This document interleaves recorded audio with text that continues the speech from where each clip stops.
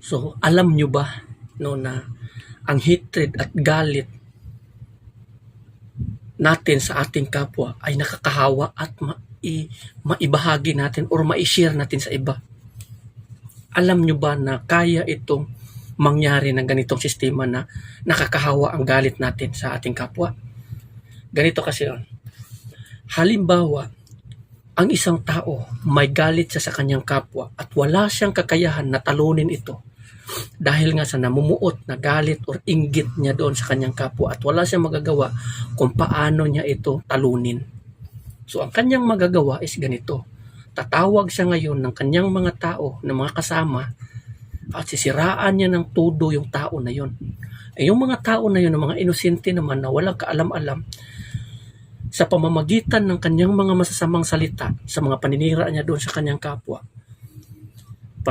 paniniraan niya, yung mga salita na lumalabas sa kanyang bibig, tulad yun ng isang binhi na kanyang itinatanim doon sa isip at puso ng kanyang mga kaibigan upang yung mga tao na yun magkaroon din ng galit laban doon sa kanyang ikinagalit. Kasi yung binhi na yun na itinanim niya, pag yun ay mabubuhay at mag-grow, ang resulta nun is puot at galit. No? So sa ganitong sistema, no, na i-share natin or na ibahagi natin sa iba yung galit natin doon sa kapwa. Minsan pinaplanuhan na natin siya ng masama, sinisiraan na natin si Kuan kasi ganito, ganyan. So yung bang tawag nila is chismis. So mas matindi ito. So sinisiraan natin na ganito. Relate ito ng kahit sinong mga tao ngayon. No? Minsan pag wala tayong magagawa you cannot defeat them, no? So siraan mo talaga yan ang todo laban doon sa mga kaibigan mo, yung mga tao na may inosente. So sa pamamagitan mo, ikaw ang dahilan kung bakit nagkasala itong mga inosenteng tao na ito na walang kalam-alam sa inyong relasyon dalawa kung ano yung pinagkainggitan nyo, nagtanim na rin sila ng galit doon sa isang tao na yun. So iwasan nyo po ang ganitong klase kasi madalas po itong ginagawa ng mga tao dito sa atin sa mundong ito, lalo na dito sa atin sa Pilipinas. Minsan nag-uugat ito sa inggit, no?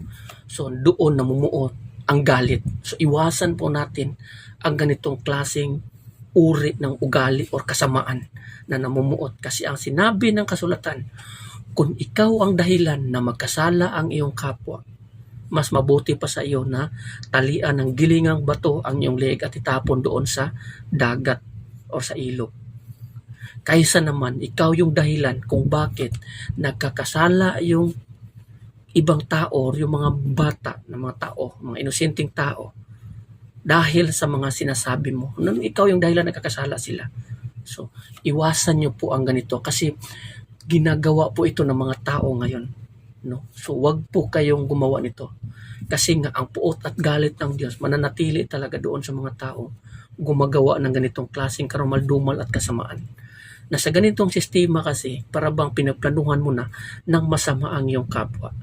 So forgiveness ang pinakadabi sa lahat talaga, yung pagpapatawad natin sa ating kapwa tulad ng pagpapatawad ng ating Panginoon sa ating mga kasalanan. Kasi kung hindi ka magpapatawad sa nagkasala sa iyo, ay hindi ka rin mapapatawad ng Panginoon. No? So, umiwas po kayo sa mga ganitong klaseng ugali. No? So, it's better no na kailangan yung puso nyo mananatiling naliwanagan sa pagmamahal at pag-ibig at salita ng ating Panginoon. Kaysa naman na nanatili dyan sa puot at galit sa kadiliman ni Satanas. No? So, wag nyo pong hayaan na yung isipan at puso nyo kinokontrol ni Satanas upang kayo ay magtanim ng galit at nagtawag pa kayo ng mga kasama laban sa inyong kapwa.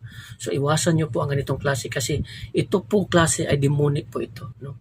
So ikaw ang nagsishare sa mga galit mo doon sa mga tao ay kawawa ka kung ikaw ang nagsishare ng iyong galit doon sa mga tao at yung mga tao na yon nagtanim na rin ng galit doon sa taong kaaway mo. So iwasan nyo po ang ganitong klaseng ugali.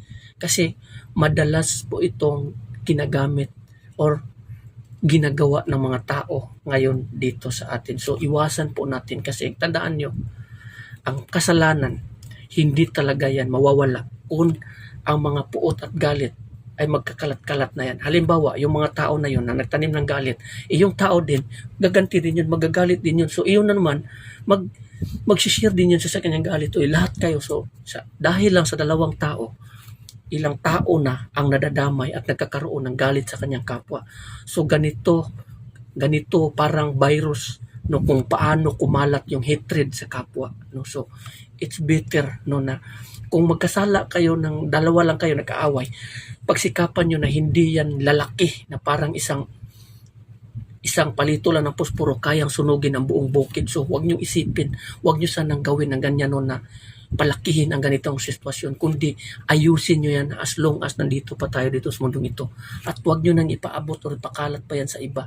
Kasi nga, kung kayo ang dahilan na magkasala kayo, patong-patong, ang dobleng parusa ang tatanggapin nyo pagdating ng panahon. Kasi nga, kayo ang dahilan kung bakit yung mga tao nagkasala dahil sa hatred, galit, puot, at paghihiganti, pagpaplat ng masama, no, yung gaganti ako ganito ganyan dahil lang sa inyong dalawa. So walang kabuluhan ito. So lagi niyong tatandaan, ang puot ng Diyos ay mananatili sa mga taong gumagawa ng kasamaan, no. So hanggang dito na lang, no. Maraming salamat, and God bless everyone. Amen.